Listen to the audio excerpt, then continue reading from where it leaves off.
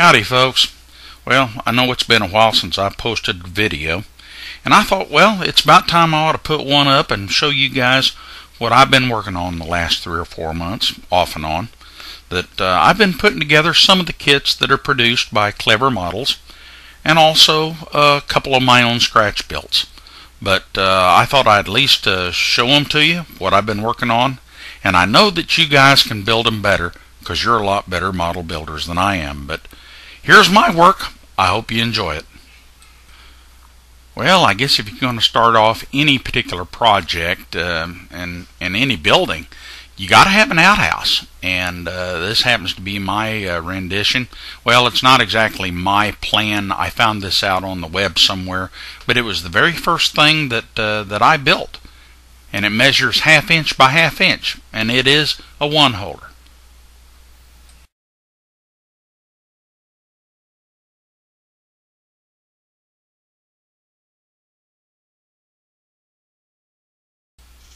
Well, I'll be honest with you, I'm kind of proud of this particular model.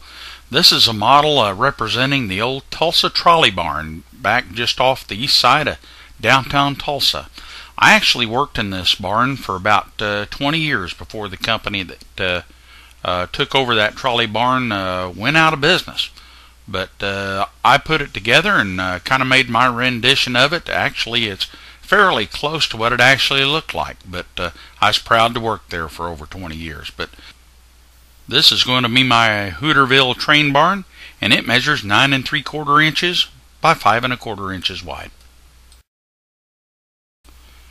This was my first Clever Model kit, the small forge that I put together. It was real challenging for me because I didn't know anything about cardstock modeling at the time, and it was a lot of fun, and I learned an awful lot by building this particular model. It measures an HO scale, 5 inches by 3 3/4, so it doesn't take up a ton of track space, but man, it sure looks good, or at least I think it does. Hope you all enjoyed it.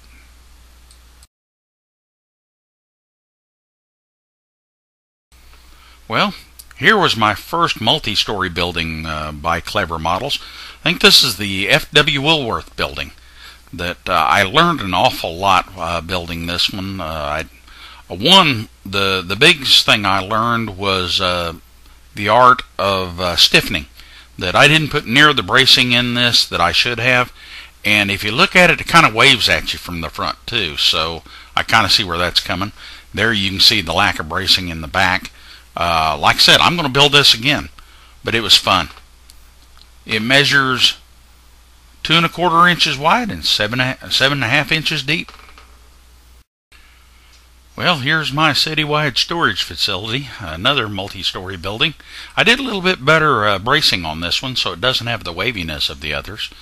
Also the first one that I tried to do the inset of the doors. That open door there is going to be part of a trailer sticking in it, so I didn't put that door on it. It measures 4 inches by 4 inches, so it'll fit handsomely on the Hootersville Layout.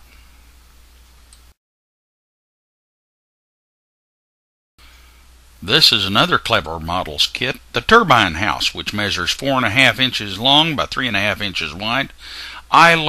This was a fun model to build.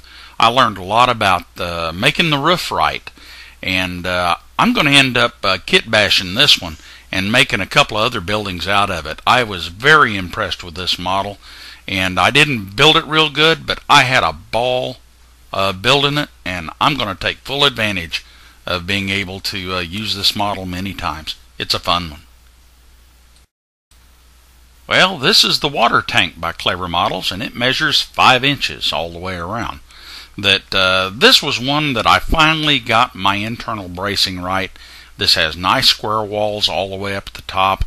This was a fun building.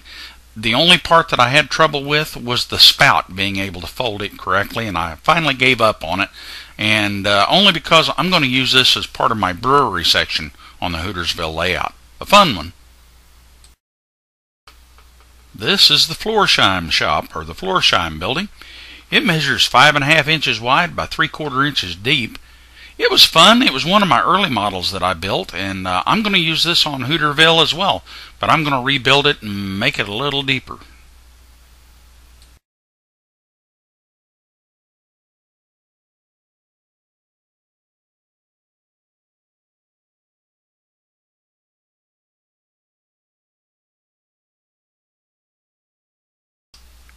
I believe this one is called Sam's Leather. It measures 3¼ inches deep and 2 inches wide. This was one I learned a lot as far as dealing with the foundation work and also docks. And I enjoyed it. It was a lot of fun, very challenging for me, and I'm going to be building this one again because it's just a fantastic little model. I really enjoyed it.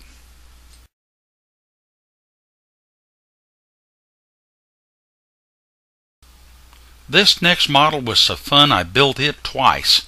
It was a freebie from Clever Models. It actually measures 1.5 inches long and 2 inches wide. The flagstop buildings. It was so much fun I built it twice. One out of 110-pound paper. The one on your right as you're looking at it now was from regular 25-pound paper. That I actually built the one on the right first and then rebuilt it again. And it was just a fun model.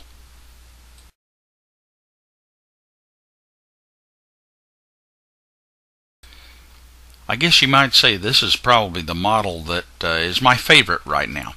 It only measures 1.75 inches by 2¼ inches, but it's a shed that actually my grandmother Fugit and I sold vegetables in back when I was a little kid. That building still remains in Ramona, Oklahoma, only in its later years, about in the 1980s, somebody came along and they bricked over the front of it all the way around, so now it's a brick building instead of a wooden. But this one's the one I remember.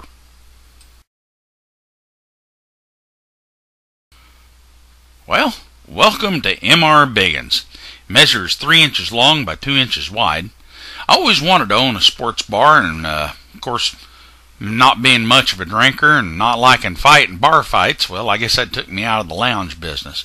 But I happened to find this building similar to this in a Model Railroader magazine, and I made my rendition of it. So this is M.R. Biggins Sports Bar. Well, if you'll do a search in your favorite search engine for the oldest house in Tulsa, this particular house will come up. It's the oldest house that was built in Tulsa, Oklahoma. And I actually lived in this house when I was just a little bitty kid. I don't remember it, but my folks always told me I was raised in this house at the beginning. And it was on Guthrie Street, so kind of helpful to have Stephen Guthrie from Tulsa, Oklahoma that lived on Guthrie Street. But that's mine. Here's another Clever Models kit. It's the Quonset hut. It actually measures 4 inches long and 4 inches wide. Now, it could be much more detailed than this, but when I was growing up, my dad worked for a place called Sargent Products, and he actually worked inside of a Quonset hut, and it was very plain. That Quonset hut still remains today here in Tulsa, and I thought it was best to leave it just simple so it would remind me of a place my dad used to work, Sargent Products. Well, this is another Clever Models kit called Plant Number 2. It measures 3¼ inches long by 6 inches wide. I had a lot of fun building. I have a lot of fun building all these Clever kits. I mean, they do great work in designing. I just wished I was a builder, but the nice thing is I can build them over again. That's what I love about Cardstock. Because I don't have to go out and spend another $25, $30 for a model. Hey, all I got to do is use the paper. Well, here's another Clever Models kit. I believe it was offered as a freebie by Clever Models. I love these freebie kits.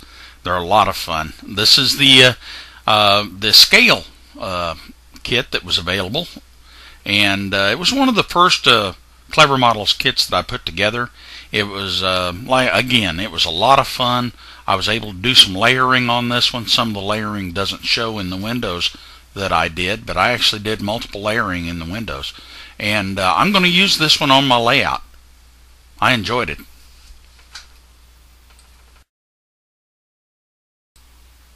Well, everybody needs a garage on their layout, so this is my first Clever Model kit that I've built as a garage.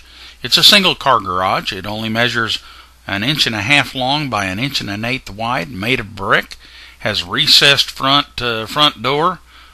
It's just a good one. A flat roof top. Everybody needs a garage on their layout.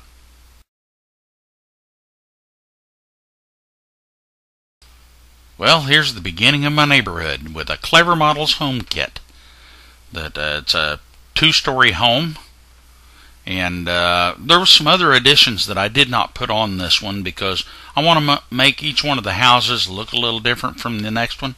So I left some of the detailed pieces off this very first house, but there's going to be more.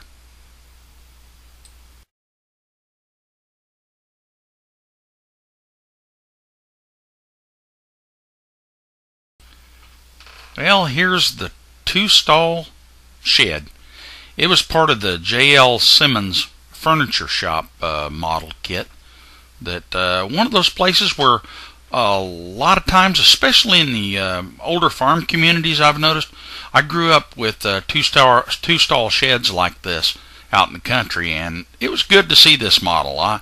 It brought back a lot of memories of especially growing up with my cousins up in Missouri, because they had one that looked just like it.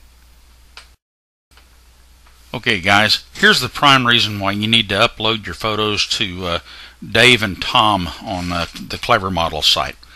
This is the Silver Mine shed. I was not going to buy this shed. After all, it's just another shed, right? Until JL uploaded the picture and they put it up on the site. Once I saw this shed built by someone else, I just had to buy it. So upload you guys' photos to the folks there at Clever Models.